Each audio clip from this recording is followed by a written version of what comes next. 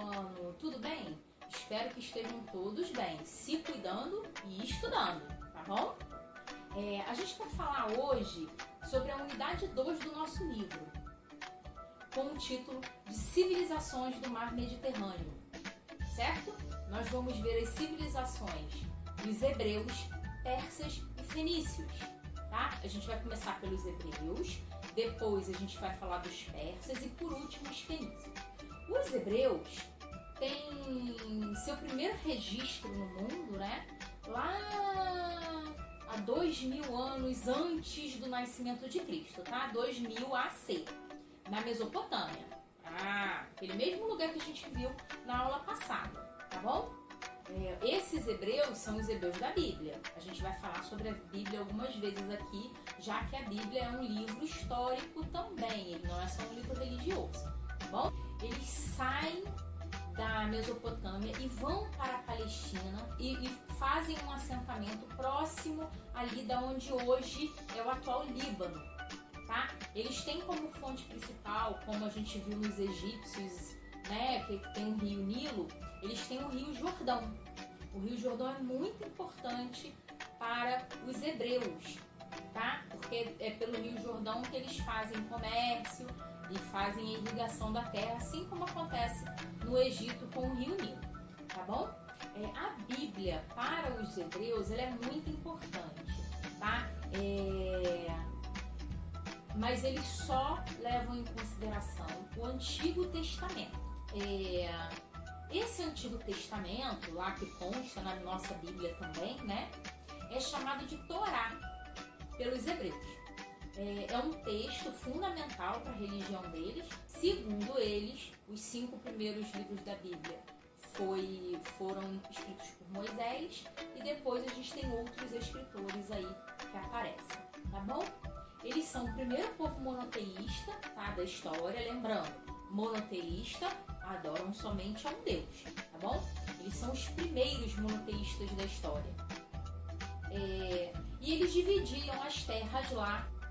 Eles chegaram e fizeram um assentamento ali na Palestina e próximo deles tinham 3 povos principais, os cananeus, os filisteus e os arameus, tá?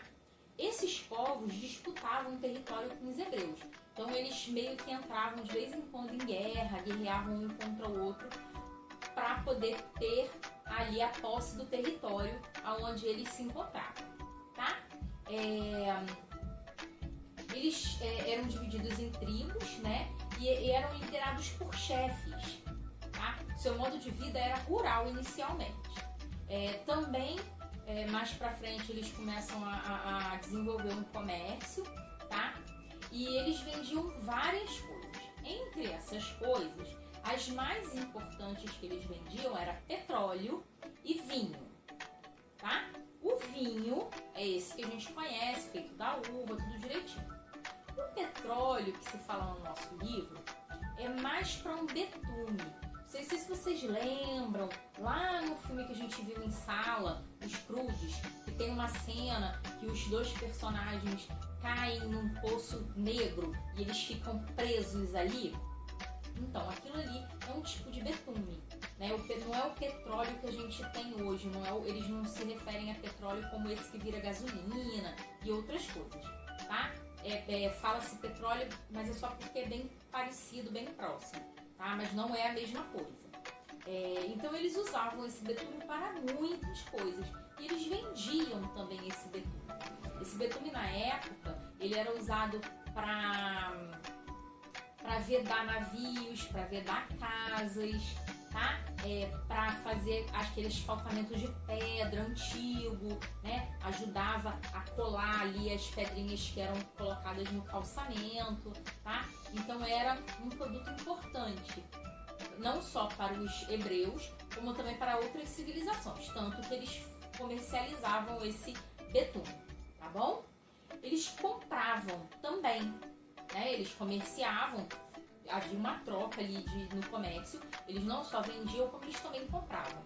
As principais mercadorias compradas pelos hebreus eram os metais, o marfim e as especiarias, tá? Aquelas mesmas que a gente vai ouvir falar mais pra frente, né? Quando a gente falar de Idade Média, aqui a gente vai ver que se torna moeda de compra lá na Idade Média.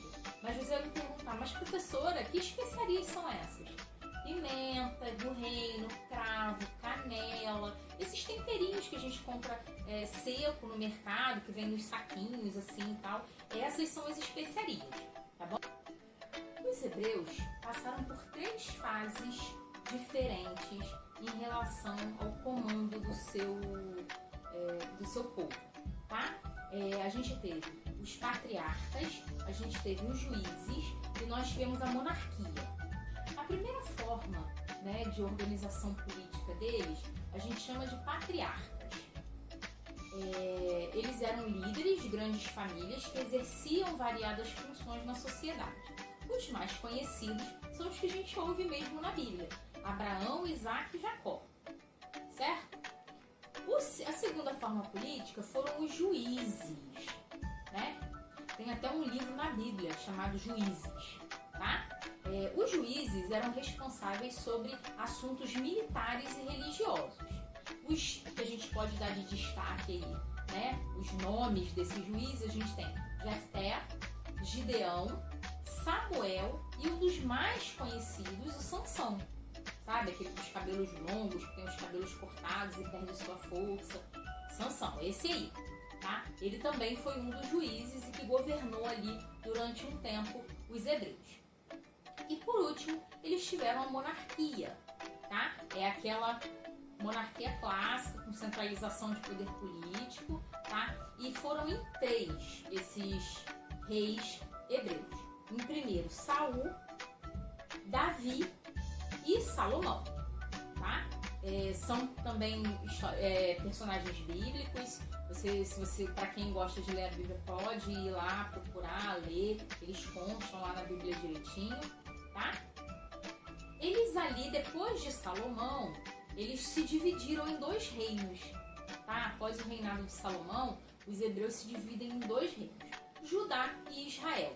Judá, ele se encontra ao sul e Israel ao norte, tá? Então eles se dividem e formam dois povos, e esses povos existem até hoje. Vocês já devem ter ouvido falar aí do povo de Israel, é esse povo que deriva daqui, tá? Eles foram escravizados historicamente algumas vezes, tá? Foram escravizados pelos egípcios e pelos babilônicos, tá? Os egípcios é aquela clássica história lá da Bíblia que Moisés tira o povo do Egito, do Mar Vermelho, a abertura do Mar Vermelho, tá? E depois eles são escravizados pela Babilônia, onde a gente tem aí a história da rainha Esther, tá? São só algumas referências para quem gosta, se quiser procurar lá na Bíblia direitinho, mas a maioria de vocês conhece a história bíblica dos hebreus e não vão ter muita dificuldade, eu acho, em entender esse povo, tá? Eles têm algumas tradições que se mantêm até os dias atuais, tá? Essas tradições que são persistentes até os dias de hoje são 2 principais, tá? Primeira, Deus não pode ser representado por imagens, tá? Segundo os hebreus, Deus não pode ser representado por imagens. E em segundo lugar, as diversas festas e rituais dos hebreus. Entre as festas, as mais conhecidas é a Páscoa. E eu não estou falando da morte de Cristo, tá? A gente comemora, nós como cristãos comemoramos a morte de Cristo na Páscoa, porque o sacrifício de Cristo foi feito numa comemoração de Páscoa. Mas na verdade a Páscoa hebreia, ela é comemorada para relembrar a fuga do Egito, aquela que aconteceu lá com Moisés, tá bom? E a gente tem a comemoração de Pentecostes, que é o recebimento das tábuas da lei. Também, falando aí em relação a Moisés, quando Moisés recebe as tábuas dos 10 mandamentos, tá? E o ritual que a gente vai comentar aqui é o que eles chamam de sabá, tá? Sabá é o sábado religioso dos hebreus, tá? É o dia, né? O dia da semana, o sábado. Para quem não sabe, o primeiro dia da semana é o domingo, tá? Então por isso que o nosso calendário é domingo, segunda, terça, quarta, quinta, sexta e sábado. Sábado é o 7º dia da semana. E segundo a crença hebraica, eles guardam o sábado. Sábado é para ritos religiosos, tá? Por quê? Porque Deus criou o mundo em 6 dias e no 7º ele descansa. Então eles também descansam nesse 7º dia. É um ritual que os hebreus têm o hábito de cumprir à risca. Normalmente os hebreus eles não costumam fazer quase nada aos sábados. É o mínimo possível que eles fazem, correto? Os hebreus também valorizam muito a música. Alguns instrumentos aí que a gente pode citar da comunidade hebraica são as liras, as citaras, os adufos, pandeiros e flautas, tá bom? A gente agora vai falar sobre os persas. Vocês já ouviram falar um pouquinho dos persas na aula passada, tá? Os persas, eles estão ali mais ou menos onde hoje é o atual Irã, tá? É ali que eles ficavam. Hoje seria o Império Persa, o local onde os persas habitaram é onde é o atual Irã, tá? E ali eles dividiam o território com os persas e os medos, tá? São 2 povos que vieram da onde hoje é a atual Rússia, migrando até chegarem aonde hoje é o atual Irã. Lá eles desenvolvem atividades comerciais. O primeiro rei de destaque dos persas é o Ciro I, tá? Ele é um rei persa que unifica os reinos dos persas e dos medos, tá? Ele unifica esses 2 povos, tá? Os persas tiveram 3 reis mais importantes: Ciro, Cambises e Dário I, tá bom? O Império Persa, ele pode ser chamado também de Império Aquimênida, tá? E esse império, ele se torna um império muito grande, ele conquista outros impérios, tá? E faz uma centralização da administração na cidade de Assárgada, tá? E uma coisa interessante sobre os persas é que eles tinham muito respeito pelas tradições e cultura dos povos que eles dominavam. Então eles não interferiam nessa questão da cultura e das tradições dos povos, mesmo esses povos sendo dominados por eles, tá bom? O Império Persa, ele se torna muito grande, tá? E tão grande que uma pessoa só não conseguia administrar todo o território e todo o comércio que acontecia ali. Para isso, o rei divide, né, o território em satrápias, tá? O nome é satrápias. Essas satrápias, elas são províncias ou regiões comandadas por um membro da nobreza, que é escolhido pelo rei para exercer poder judicial e administrativo nessas satrápias. Esse membro da nobreza recebe o cargo que se chama satrapa, tá? E esses membros, esses satrapas, eles ajudam o rei a administrar esses territórios, tanto política como administrativamente. As rotas comerciais que se tinham na Pérsia, elas eram feitas de forma rápida e eficiente, porque ao longo das vias, que eram bem largas, os persas fizeram vias bem largas para poder ter um tráfego grande de comércio. E ao longo dessas vias, você tinha vários entrepostos, onde as pessoas podiam descansar, tomar um banho, dormir, comer alguma coisa e principalmente trocar o seu meio de transporte. Vamos dizer que uma pessoa tivesse, um comerciante estivesse passando por ali. Ele poderia parar no estabelecimento comercial e trocar o seu cavalo ou o seu meio de transporte por um outro que tivesse mais descansado. Então você não precisava deixar o seu cavalo descansar para poder seguir caminho. Esse tráfego de pessoas se tornava muito fluido e rápido. Ele era eficiente, tá bom? Eles faziam comércio com várias cidades, entre elas Egito, Fenícia, Chipre, Índia e costa do Mar Negro, tá bom? Os principais produtos que os persas comercializavam eram os tecidos, os tapetes, as armas, objetos esmaltados e joias.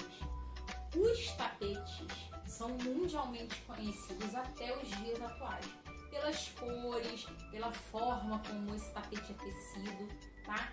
Costumam ser muito caros, né? Os tapetes persas são bem caros, e ao longo aí da história do mundo são peças cobiçadas por quem tem um pouco a mais de dinheiro e que quer mostrar um status social. O tapete persa ele se torna uma peça cobiçada. Esse comércio que acontece lá na Pérsia faz com que surja a necessidade da criação de uma moeda. Tá? Essa moeda que surge se chama dárico. Tá? Então a moeda da Pérsia é o dárico. Beleza? Na religião, como muitas outras civilizações antigas, inicialmente eles eram politeístas. Lembra que a gente falou na aula passada? Adoravam vários deuses. Eles eram inicialmente politeístas. Depois, com o passar do tempo, surge uma nova religião, o zoroastrismo. Tá? O que é isso? É uma crença em que o mundo é dividido entre a força do bem e a força do mal. Então eles não adoram exatamente deuses, eles adoram as forças, tá?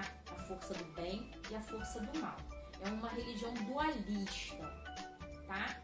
O bem é representado por uma figura que eles dão o nome de Ahura Mazda, tá? E o mal por uma figura chamada Ahriman, tá bom? Eles não tinham templo nem culto, então era uma religião diferente. Eles adoravam esses deuses através do fogo, um fogo que vivia eternamente aceso pela cidade, certo? A gente agora vai falar sobre os fenícios. Os fenícios surgem no mar Mediterrâneo, tá? Entre o mar e as montanhas, e eles são meio que presos ali naquele espaço. Então eles não tinham muito para onde fugir. Por isso, é um povo que se volta para a agricultura e para o comércio, tá? E esse comércio ele se desenvolve muito através das navegações, já que as cidades da Fenícia, elas são ali limitadas pelo mar Mediterrâneo, tá bom? Os fenícios, eles navegavam para o alto mar já na antiguidade, tá? E se encontram onde hoje é o atual Líbano também. Então eles são todos muito próximos ali. Hebreus, fenícios são muito próximos, tá? Plantavam principalmente trigo e azeitonas, tá? Para poder fazer azeite, que era o que eles comercializavam. E tudo deles era voltado para o mar, como eu já tinha falado. Então eles tinham estaleiros, construíam embarcações, eles eram exímios navegadores, tá bom? No seu comércio, eles costumavam vender ferro, azeite, ouro, cerâmica, tá? Eram as suas principais mercadorias. E eles eram, sim, uma civilização de comerciantes e artesãos, além de navegadores, tá? Então, o artesanato, a navegação e o comércio era muito importante para os fenícios. Os fenícios criam um sistema de escrita com base num grupo de sons e sinais, representados pelo alfabeto silábico, como o que a gente usa hoje em dia, certo? E esse sistema também foi adotado pelos gregos, tá? Não existia um império, um reino fenício. Eles eram cidades e estados independentes, como a gente viu lá na Mesopotâmia, lembra? Cada cidade-estado ela tinha seu próprio rei, o seu próprio código de leis, tá? Como a gente viu na Mesopotâmia. Os sistemas são muito parecidos. As principais cidades fenícias são Ugarite, Gebal e Sidão, tá? Biblos, Cartago e Tiro, tá? Essas são as principais cidades da Fenícia. Eles possuíam grandes comerciantes. esses grandes comerciantes tinham um nome específico que era usado para designá-los. Tá? Esse nome era sufeta. Sufeta. Tá? Com S-U. Sufeta. Na religião, a gente pode dizer que eles eram idólatras. Tá? Por que isso, professora? Porque eles idolatravam deuses, santos. Não, eles idolatravam as estrelas. Tá?